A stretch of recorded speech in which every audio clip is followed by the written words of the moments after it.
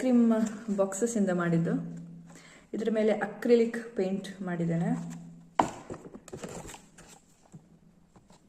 ಇದು invitation card, ಇದು Ganapati single colour.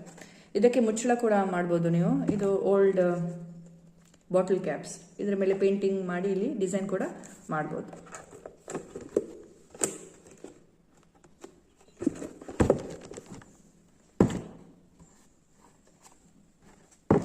Storage box ಆಗಿ ಯೂಸ್ ಮಾಡ್ಬೋದು. ಇದು ಮುಚ್ಚಳ, ಪ್ಲಾಸ್ಟಿಕ್ ಡಬ್ಬದ ಸ್ವೀಟ್ ಬಾಕ್ಸಸ್ ಇರ್ತದಲ್ಲ ಅದರದ್ದು ಮುಚ್ಚಳ. ಇದು ಪಿಸ್ತಾ ಶೆಲ್ಸನ್ನು ಯೂಸ್ ಮಾಡಿದ್ದಾನೆ ನೋಡಿ, ಮತ್ತು ಇಲ್ಲಿ ಅಕ್ರಿಲಿಕ್ ಪೇಂಟ್ ಯೂಸ್ ಮಾಡಿದ್ದಾನೆ.